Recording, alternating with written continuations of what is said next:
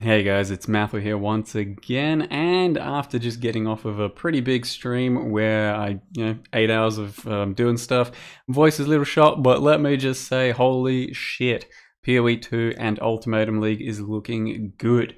So this video is just going to be a bit of an overview of what you saw, what you might not have yet seen, because for some reason you're looking at this YouTube first instead of the actual announcement release.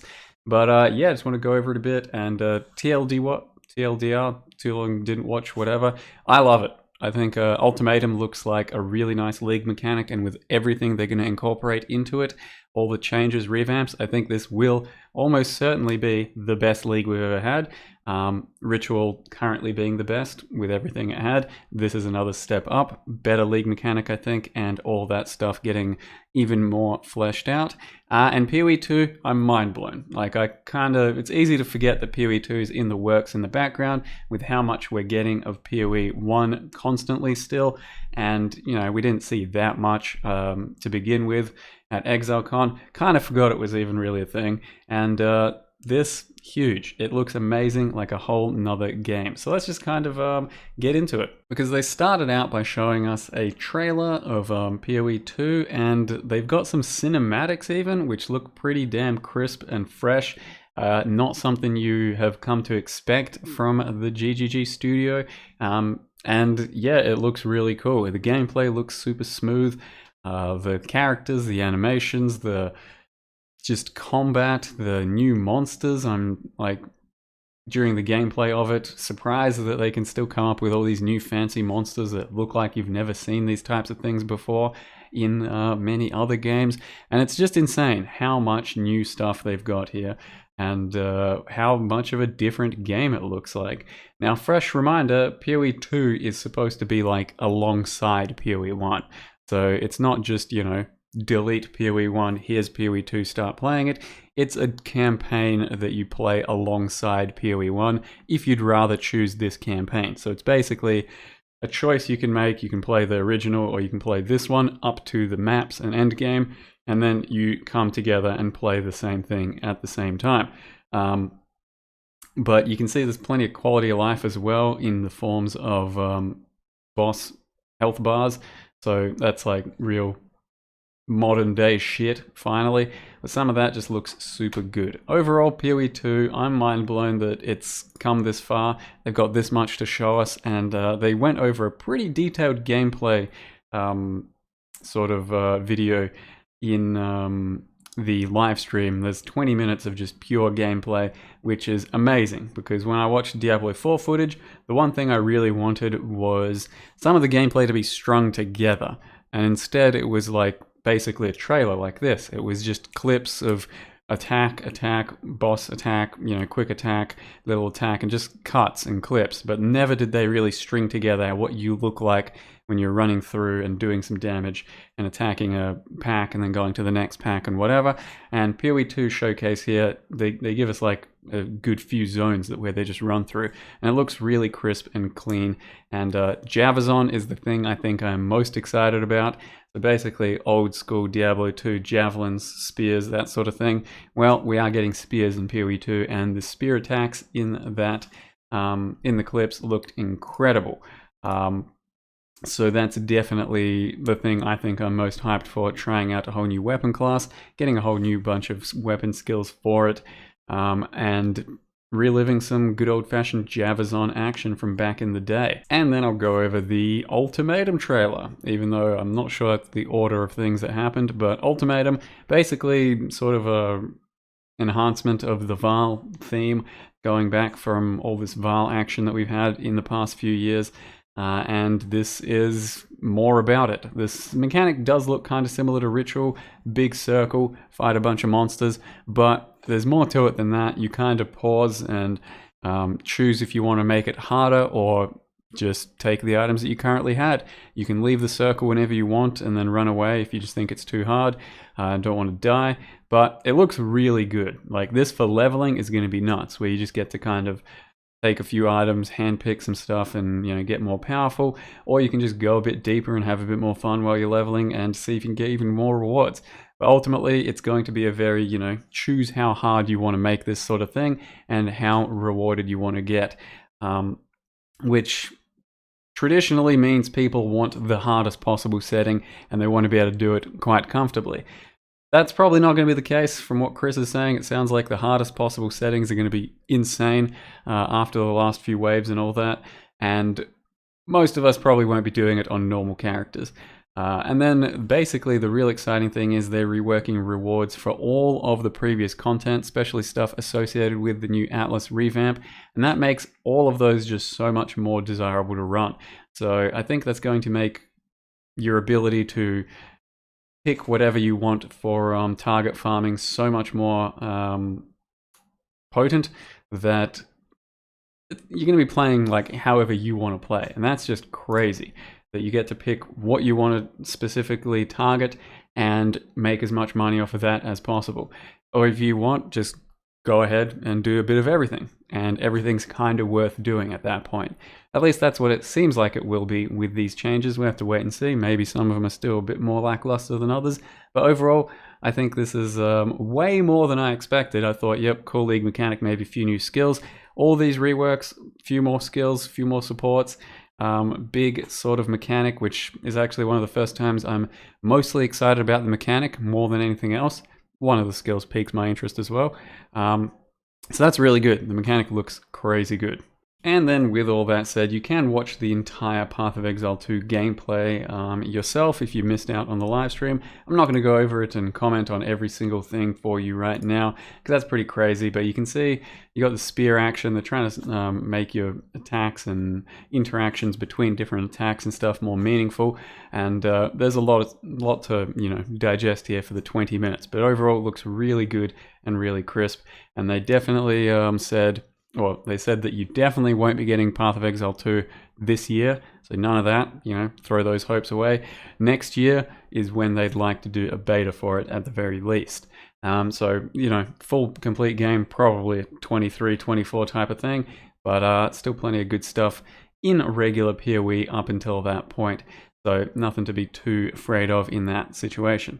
But yeah, PoE 2 looking just absolutely mwah. I kind of forgot about it since ExileCon and knew that it was on the back burner. I'm surprised to see so much new footage and so much new content here that it's actually blowing me away quite a bit. And I'm, just feeling bad about our community that they've been giving GGG such a hard time when, just for some harvest or some shit. When there's so much going on, they give us so much constantly, and we still get every 3 months just crazy amounts of content that I'm always very happy with these days, and then they're still working on this and then giving us a good taste of it. I feel a bit ashamed, of our side of things.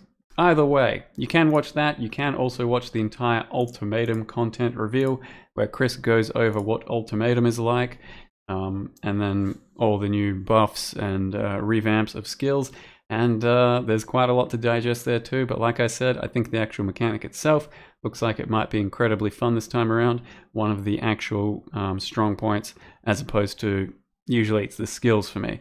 That said, the skills do definitely look good, and I'm most excited for the little not lightning tendril, but blood version of lightning tendrils, so like blood tendrils, and the actual name is escaping me right now.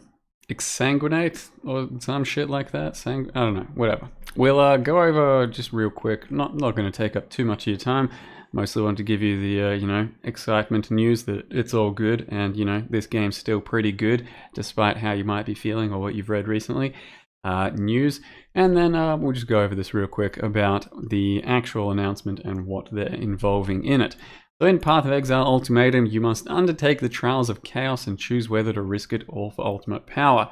So there will be Challenge League, 8 new skill and support gems, improvements to current Vile skills, so that is mostly just a few revamps on Vile skills or damage tweaks, stuff like that, and then the ability to get Vile skill charge ups easier against unique bosses, overhaul to past league reward systems, dozens of new items, and much more. And then, of course, the huge PoE 2 news or update. So the ancient civilization of the Vaal was built on sacrifice. They understood that in order to attain great power, great risks must be taken. On behalf of a Vaal entity known only as Chaos, the Trial Master seeks to discover challengers who are willing to make immense sacrifices in the pursuit of power. As you survive each of his challenges, we risk it all and accept his next ultimatum. So risk v reward, it's all up to us. We can choose whether or not we want to risk and whether or not we get the fatter rewards. Can't pin that on anyone else. It's only up to you if you're going to press that next button. But that's currently how it is. They'll give you, a reward, and then you can choose how you want to buff it. Maybe the easiest possible outcome to try the next one. And then if you complete that one as well, you get all of those previous rewards. So, you're not just getting this next reward. So it's a pretty good system where you get everything from before. And entirely up to us as to how hard we can make it, or when you pull out and say, that's enough for me, I don't want a kid. Double or nothing. So then in the end game, the pure end game of this system is going to be like these specific ultimatums that are inscribed. So you pop them in a map, and there'll be a specific something that it needs to activate. In this case, let's say an Exalted Orb. And the reward will be you get double that. You get 2 Exalted Orbs back. So essentially, you'll do this very hard map that you can find, and it wants your Exalted Orb. You put that in as well. If you can complete it with all of those stupid mods and do the ultimatum, you get twice as much back. So it's pretty risky, because chances are that's a really hard map and sequence of events to do with all those mods, and most characters are going to kind of struggle to do this sort of shit, and you're going to be risking an Exalt because you might lose it, but you might get 2 back. So that's a pretty cool system. There's this one, you got the Nurse times 4, put those in, you get 8 back. Pretty cool. And then in this one, you put in a Whispering Ice and you can get a Void Battery back if you succeed it. But I dare say these are going to be pretty damn tough, especially on the higher level. Area level 82 with like all those mods and then life damage. Going to be crazy.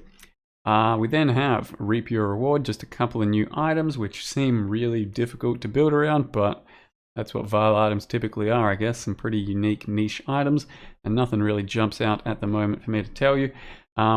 We then have Reliquary Keys are making a comeback, so the ones that were from Legacy League, where you find it pretty randomly throughout the entire world. It's very rare.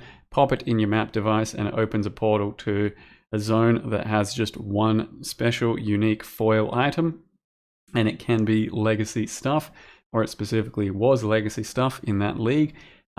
Once again, making a comeback as Vaal Reliquary Keys, and they will give you Vaal items, specifically only Vaal items. It's supposed to be very rare, he says, Chris Wilson that is, rarer than Reliquary Keys, so sounds like you're not going to be finding any. On average, you won't, because the previous keys, he says they're rarer than the previous ones, and the previous ones I'd find like 1 every 3 weeks or some shit during the league. They're rare, and these might be 1 every month and a half with my playtime. Who knows? But the drops are supposed to be a bit better, a bit more weighted to just do any of the good shit, so we'll see. But it's only Vaal items, so lots of the Vaal unique items from Path Leagues and all that, as opposed to all kinds of random shit. In this one, in this little thing, they go over, that's the skill I want to play. I think it's Exsanguinate. Let me see if we can find something here. Arrogance, Life Tap, Cruelty, this. Exsanguinate. Yep, that's the one. So a bloody, tendrily thing. Basically, all of these skills are a bit blood-related, and there's some new mechanics involved, so more bleeding, there's some life sacrifice sort of stuff. I'm not going to go over it because this is all type of stuff you need to play around with, but I'd say most people are more excited for Reap, which is like a big physical spell, then has some damage over time portion to it. I'm more excited personally for this one, the big bloody tendril thing, Sanguinate, and then there'll be more mechanics to do with like half-life and low life and sacrifice and whatever. But I'm not going to go over that. Stuff that really needs to be tested, I think, manually. They go over the reward improvements, how they're going to improve plenty of rewards. One of the big things that Chris said is he wants, big drops to feel like they could happen at any moment, like we used to have essentially with, you know, dropping a combs or a shavs, and that's a big ticket item and you're like super excited to see it. So they've put back all of the previous league uniques into the drop pool of regular leagues. So at any moment you can find a headhunter or a badge of the Brotherhood, some shit like that, which means there is going to be that oh shit moment once again when you're out there mapping and out there just playing the campaign. You might be able to find the new biggest, most expensive item and get really excited for it. And I think that's a great change, but the specific boss drops of those leagues are still going to remain specific boss drops of those leagues. They won't, you know, for example, the Pale Council, as he says, won't just randomly drop Pale Council shit everywhere. That you will still have to engage in that level of content. But that's a really cool change. And he also mentioned they're not nerfing Headhunter. One of the things he really wants to keep in the game as an iconic bullshit item. That's fine, that's his opinion. I think it's a bullshit item. Should be nerfed to some extent, at the very least, as opposed to being removed, but, you know, huge difference of opinion on that one. Some of the improvements, Lab, it's a huge improvement. You now get to pick between your enchants. So when you go up to the altar, you can pick between 3 helm enchants and your boot and glove enchant, and that just makes running Lab so much better. There's more rewards for the chests and some uniques and stuff, so pretty good improvement there. Betrayal, Katarina can now drop a few more items, I think, and some cool shit, and the unveiled items, or the unveiled mods are more powerful now, but the crafted versions of those are going to be pretty much the same as what they were, so you can still only craft a certain version of, let's say, 100% physical damage, but you might be able to unveil 150 physical damage, so the veils are more impactful. And there is also a veiled orb now, where you can reroll a item with a veiled mod, so you can unveil it and potentially get your veiling done a bit quicker. As well as that, the highest tier of your syndicate member can now go up to tier 4, so that's a bit higher reward as well. They've improved other rewards in the form of Abyssal Jewels are getting buffed, so they're better than they were. There's a unique one which looks kind of alright. Abyss got slightly improved in certain ways, this thing itself for the drops, and then essences across the board kind of got a bit of a tweak. The unique ones especially, the rarer ones got some changes, so they're more useful than they used to be, since a lot of them are kind of shit mods in this day and age.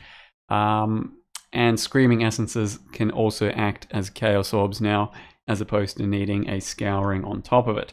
A really big one here for Temple is that your temples can now be, you know, captured, so you can then trade them to someone else.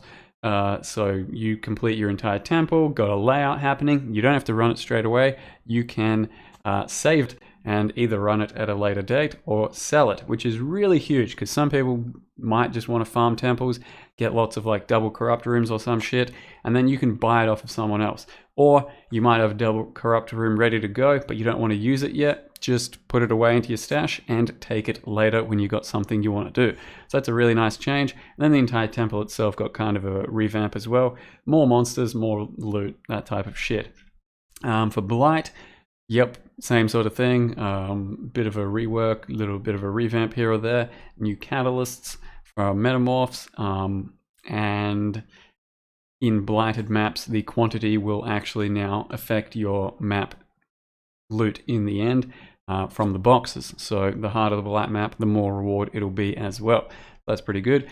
Itsiri herself had a slight buff on her drop table, but the most important thing here is basically the new weapon that gives you Queen's Demand skill. Not quite sure what that is yet, but we'll have to wait and see. And then it can trigger Flames of Judgment and Storms of Judgment, just something to be seen in the future.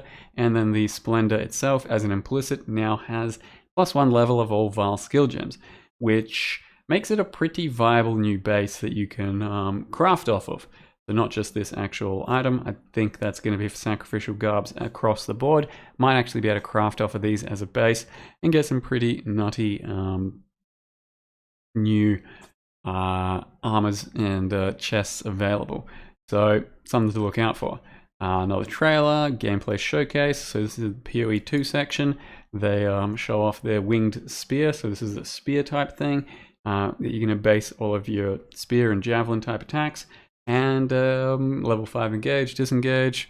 You can see the new socket system to work, which looked really good in the gameplay showcase video. And then the new crossbow type as well, which actually looked really cool too. The crossbows themselves are what give you specific skills to use, and then there's different bolts that you switch between depending on the utility that you're looking for. Fire damage, cold damage, or pure like piercing damage. So looked like a pretty damn cool system, and something we'll see more of in the future, but obviously not for a little while. And then new supporter packs, and my opinion on them is that they're both pretty damn good. I think the Praise of the Sun one slightly more on my duelist that I was just now playing, but the silver one definitely looks pretty good on the thinner characters as well. I think on Shadow it looked pretty damn cool. Marauder I felt like didn't wear either of them particularly well, but that's just kind of maybe a matter of opinion. Otherwise, yeah, they're both really good sets, I think, and definitely have some good redeeming features to them. And that's about all I'll say.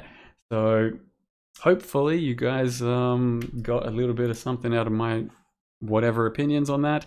But personally, once again, my faith has been brought back up after I was starting to feel quite a bit low with PoE due to the community backlash on Harvest, and then everything got so negative in the past few weeks. I'm once again looking forward to playing PoE and just kind of blocking all of that out.